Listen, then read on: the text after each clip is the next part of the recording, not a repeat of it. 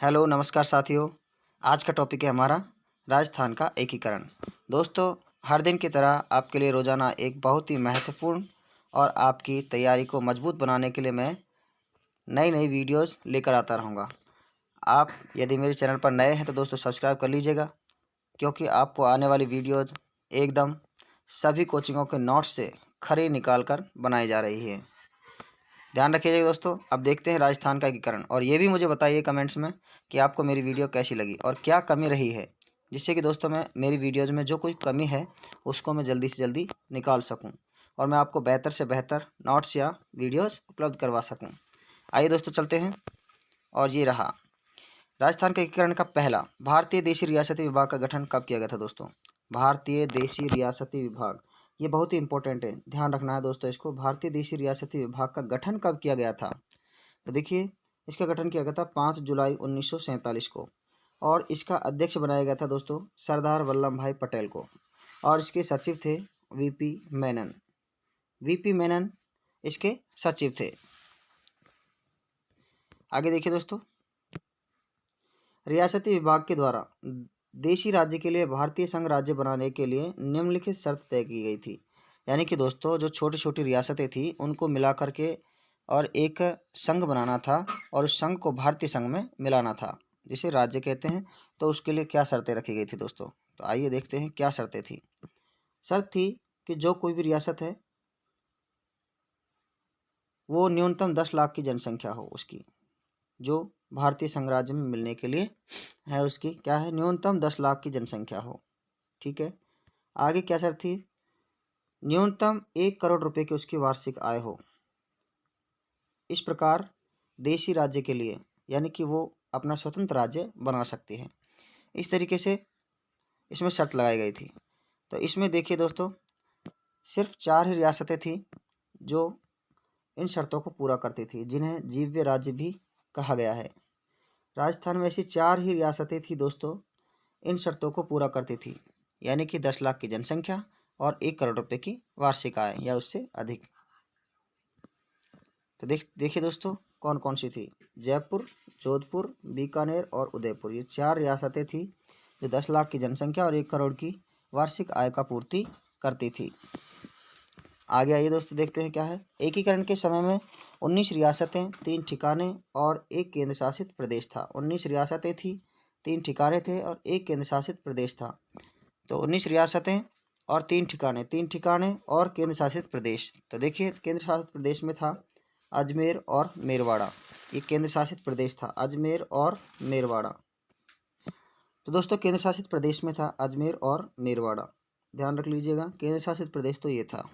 इसके बाद में 3 ठिकाने थे, और 3 ठिकानों में पहला था नीमराणा अलवर, जिसके शासक थे राव राजेंद्र सिंह। नीमराणा अलवर, शासक कौन थे? राव राजेंद्र सिंह। मिलान के लिए आ सकते हैं दोस्तों, बहुत ही इंपॉर्टेंट है, ध्यान रखना है इनको। नीमराणा का जो शासक था राव राजेंद्र सिंह था, ये एक ठिकाना था। दूसरा नंबर था लावा। लावा जयपुर का था, इसका शासक था वंश प्रदीप सिंह।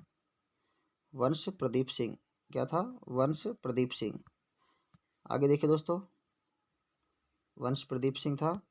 तीसरा नंबर का जो था कुशलगढ़ लावा, कुशलगढ़ बांसवाड़ा, इसके शासक थे हरेंद्र सिंह। हरेंद्र सिंह इसके शासक थे। आगे चलते हैं दोस्तों।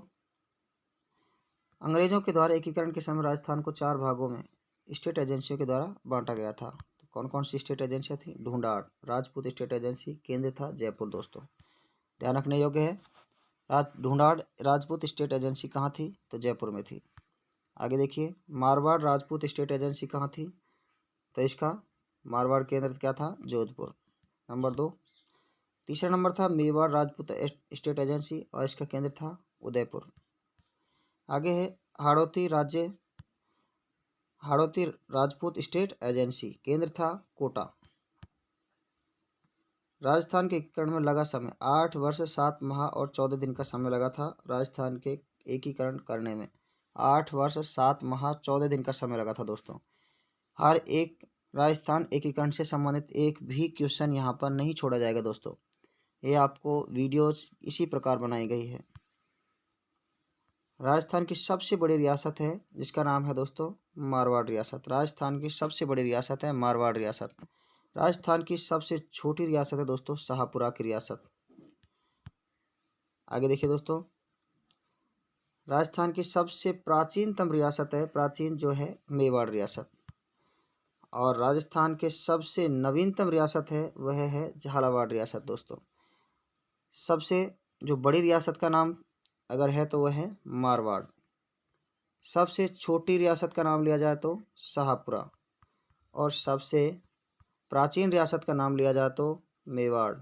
और सबसे नवीन रियासत का नाम लिया जाए तो झालावाड़ रियासत। और झालावाड़ रियासत को दोस्तों अंग्रेजों के द्वारा सन 1838 ईस्वी में स्थापित किया गया था। झालावाड़ रियासत 1838 ईस्वी में अंग्रेजों के द्वारा इन्हें इसे स्थापित किया गया था। एकमात्र मुस्लिम रियासत थी दोस्तों टोंक। सिर्फ एकमात्र मुस्लिम रियासत थी टोंक राजस्थान में। राजस्थान का एकीकरण कुल 7 चरणों में संपन्न हुआ था दोस्तों। राजस्थान का एकीकरण कितने चरणों में संपन्न हुआ था? 7 चरणों में संपन्न हुआ था। देख लीजिएगा, वीडियो में कहीं आपको कोई भी गलती नज़र आती है तो आप मुझे कमेंट में लिख सकते हैं दोस्तों। आगे देखिए, 1939 में राजस्थान की रियासतों का एकीकरण करने का प्रथम प्रयास किसने किया था? सन 1939 की बातें कर रहे हैं और राजस्थान के रियासतों के एकीकरण करने का प्रथम प्रयास किसने किया था जो असफल हो गए थे? गवर्नर जनरल लॉर्ड वेलिंगटन ने। गवर्नर जनरल लॉर्ड वेलिंगटन ने प्रथम प्रयास किया था।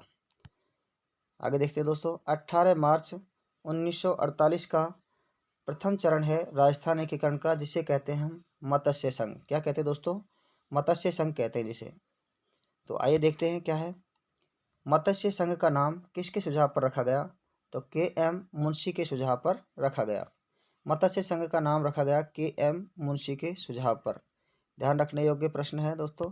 प्रश्न एक भी, और ये तो आपको 100% पता है दोस्तों कि रीट में तो ये टॉपिक है, इसमें से एक क्वेश्चन अवश्य आने वाला है, इसलिए हमने इसमें एक भी क्वेश्चन को नहीं छोड़ा है जो इससे बाहर हो जाए। इस चरण में कुल 4 रियासतें थी दोस्तों, एक ठिकाने का विलय किया गया था। 4 रियासतें कौन कौन सी थी आइए देखते हैं। अलवर, भरतपुर, करौली, धौलपुर और एक ठिकाना था नीमराणा। और नीमराणा के शासक थे, बताइए दोस्तों, राजेंद्र सिंह। आगे चलते हैं। मत्स्य संघ का राज प्रमुख किसे बनाया गया था? तो यहाँ पर धौलपुर है और धौलपुर का ही उदयवान सिंह शासक था, इसे बनाया गया था राज प्रमुख। और उपराज प्रमुख बनाया गया था करौली।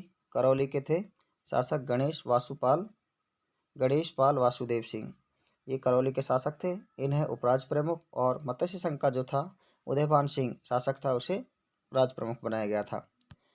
आगे देखते हैं दोस्तों, प्रधानमंत्री शोभाराम कुमावत को बनाया गया था। यह अलवर के निवासी थे। यहाँ इन्होंने भारत छोड़ो आंदोलन के समय में प्रमुख योगदान दिया था, इसलिए मत्स्य संघ का इन्हें प्रधानमंत्री नियुक्त किया गया था दोस्तों।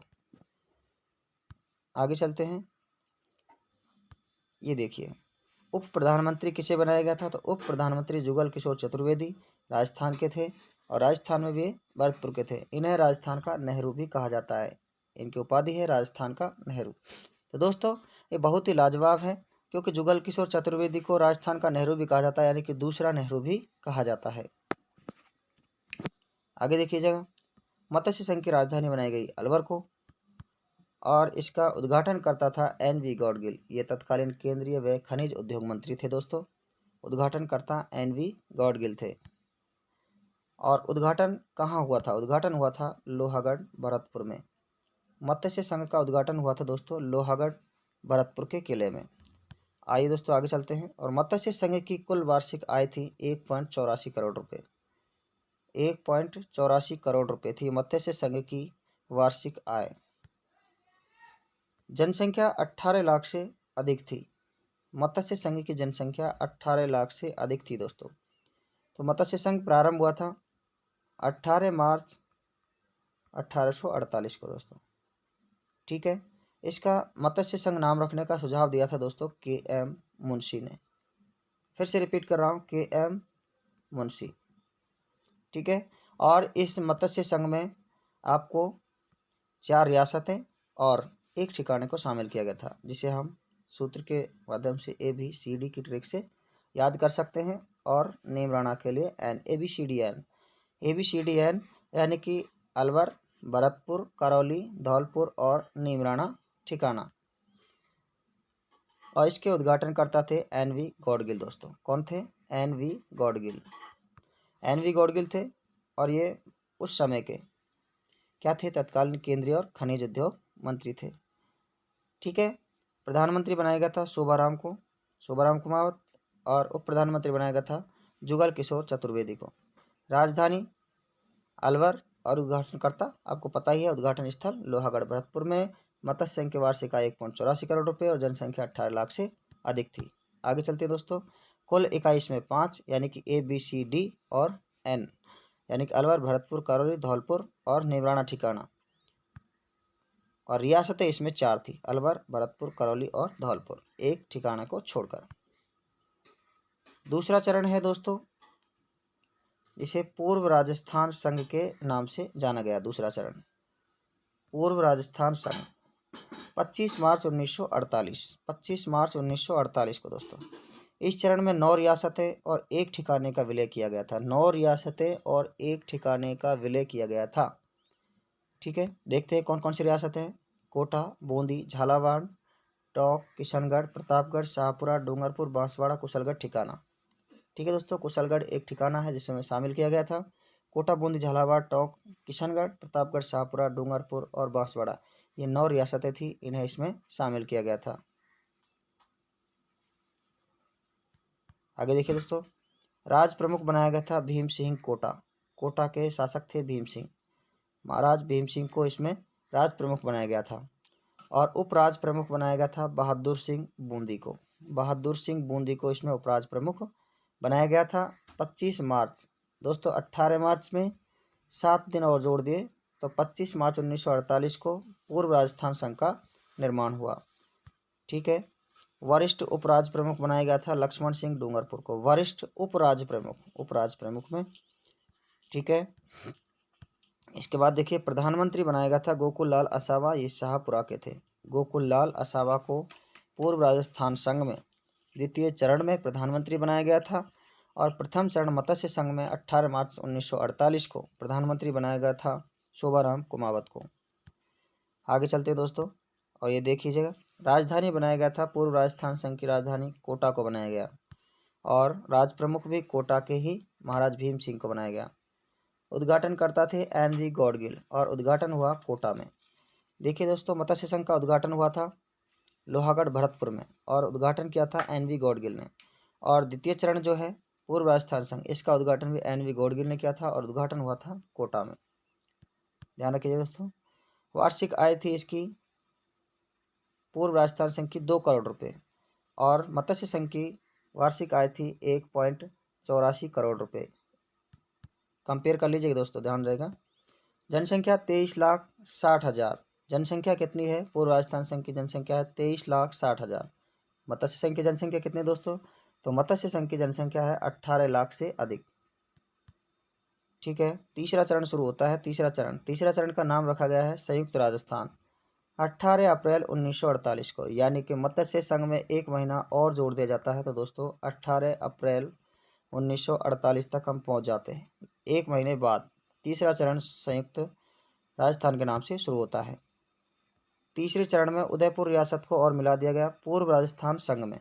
पूर्व राजस्थान संघ जो द्वितीय चरण है उसमें एक उदयपुर को और मिला दिया गया और इसका नाम बदल करके रख दिया गया संयुक्त राजस्थान। क्या रख दिया दोस्तों? संयुक्त राजस्थान रख दिया गया। आगे देखते हैं, राज प्रमुख बनाया गया था फिर महाराणा भूपाल सिंह को। महाराणा भूपाल सिंह को राज प्रमुख बनाया गया, ये मेवाड़ के थे और इसके बाद ये आजीवन राज प्रमुख रहे। ठीक है, आजीवन राज प्रमुख रहे। उपराज प्रमुख भीम सिंह कोटा को बना दिया गया। जो द्वितीय चरण में जो पूर्व राजस्थान संघ था उसमें जो राज प्रमुख थे उसे अब उपराज प्रमुख बना दिया गया।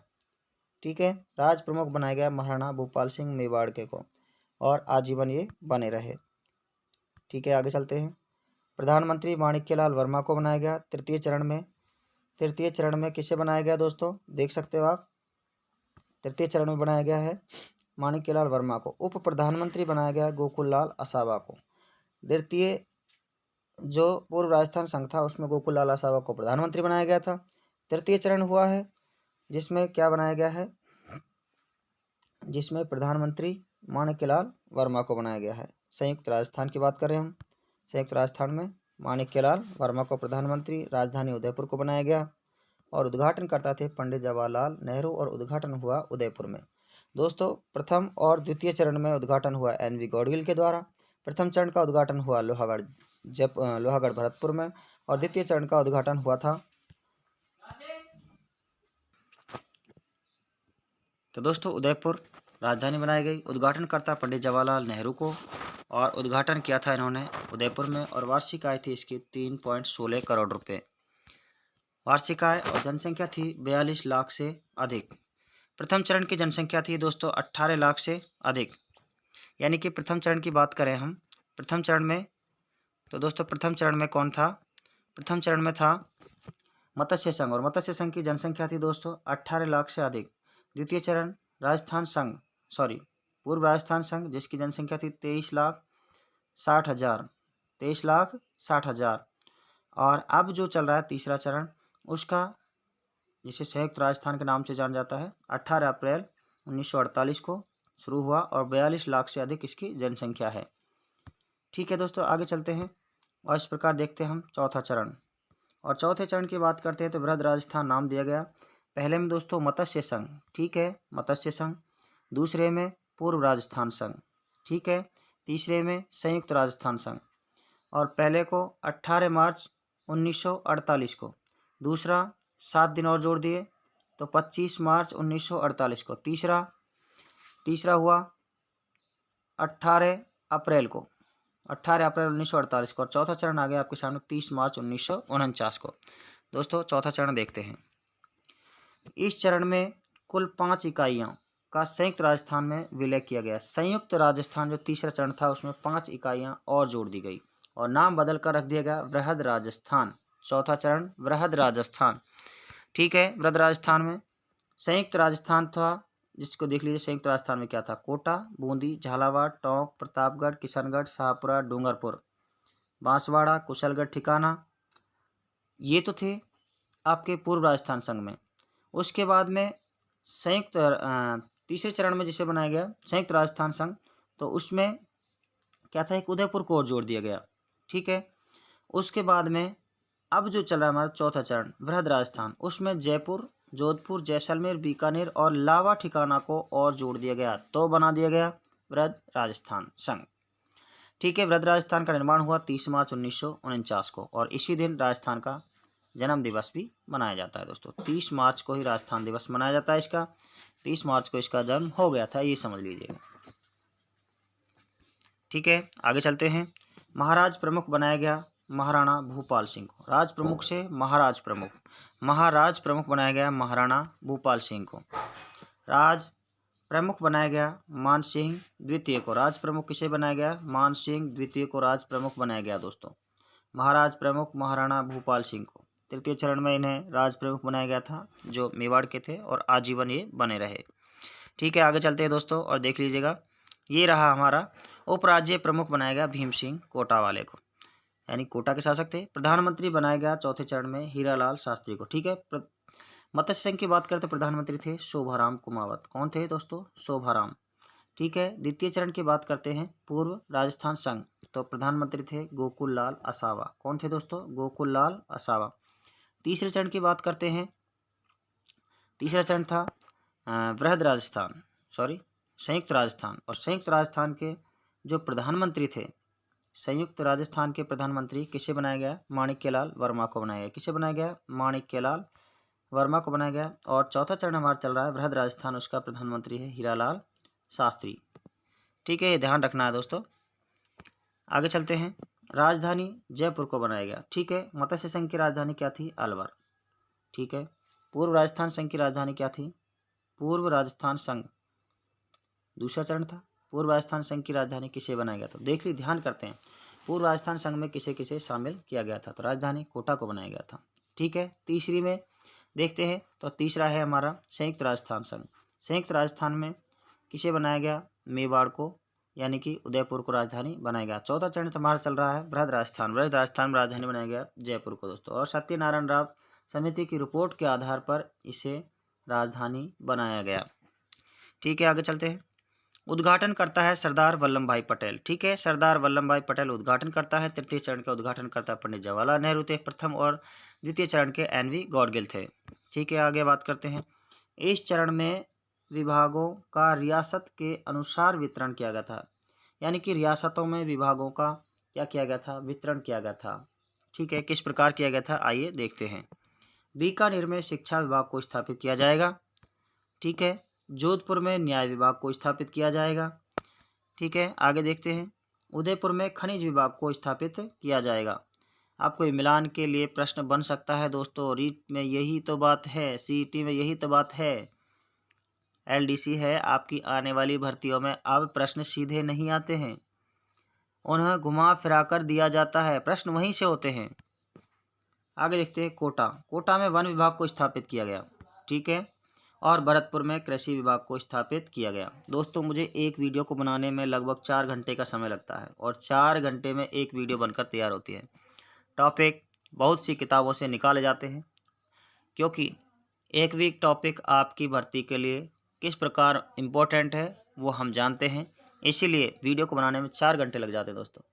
तो दोस्तों मेरी मेहनत के लिए, मुझे मोटिवेट करने के लिए कि मैं आपको अगली आने वाली वीडियो में भी इतना ही समय दे करके और आपको अच्छी सी वीडियो बनाऊं, इसके लिए मैं आपसे चाहता हूं मेरे चैनल पर यदि आप नए हैं दोस्तों तो सब्सक्राइब कर लीजिएगा, और यदि आप सब्सक्राइब किए हुए हैं तो आपके लिए बहुत धन्यवाद, भगवान आपकी कामना को पूर्ण करे। तो लाइक बटन को दबा दीजिएगा दोस्तों। चलो आगे देखते हैं दोस्तों। ये रहा अगला प्रश्न है 5वां चरण का। 5वां चरण संयुक्त वृहद या बृहत्तर राजस्थान संघ 15 मई 1949 को, लगभग 48 से 49, लगभग हम पहुंच गए 1 साल बाद 5वां चरण शुरू होता है। चलो आइए बात करते हैं 5वें चरण की। तो राजस्थान में मत्स्य संघ का विलय बृहद राजस्थान संघ में कर दिया गया। मत्स्य संघ में अलवर, भरतपुर, करौली, धौलपुर और नीमराना ठिकाना को मिला करके मत्स्य संघ का विलय बृहद राजस्थान में कर दिया गया। तो निर्माण हुआ बृहत्तर राजस्थान संघ का 15 मई 1949 को। ठीक है, आगे देखते हैं।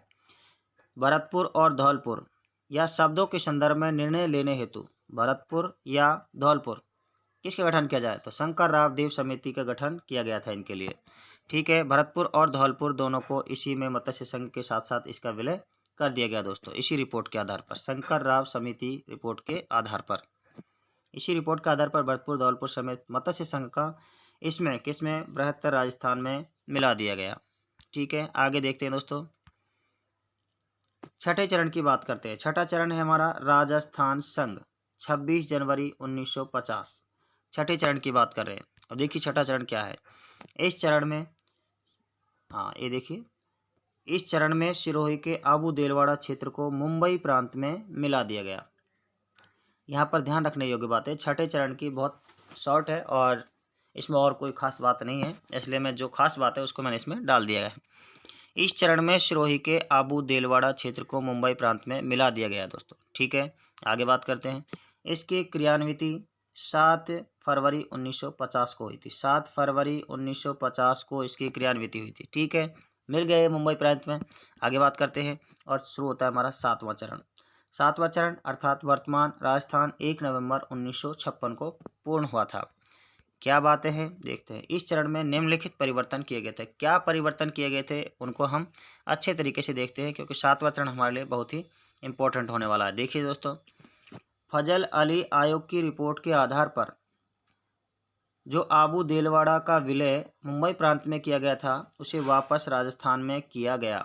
ठीक है दोस्तों, यहाँ से उठा करके वापस राजस्थान में ले आए, पहली बात। दूसरी बात, अजमेर मेरवाड़ा का विलय भी इसमें कर लिया गया। अजमेर मेरवाड़ा जो केंद्र शासित प्रदेश था। ठीक है, मध्य प्रदेश के मंदसौर जिले के सुनील टप्पा को राजस्थान में लाया गया। मध्य प्रदेश के मंदसौर जिले के सुनील टप्पा को राजस्थान में लाया गया। और कुछ भाग मध्य प्रदेश का है जो मध्य प्रदेश के झालावाड़ के सिरोंज क्षेत्र को मध्य प्रदेश में मिला दिया गया। और झालावाड़ के सिरोंज क्षेत्र को मध्य प्रदेश में मिला दिया गया। यदि मध्य प्रदेश से दोस्तों कुछ लिया गया है तो उसके लिए कुछ दिया भी गया है। तो राजस्थान के सिरोंज क्षेत्र को मध्य प्रदेश में मिला दिया गया, अर्थात मध्य प्रदेश को उसे दे दिया गया। आगे बात करते हैं।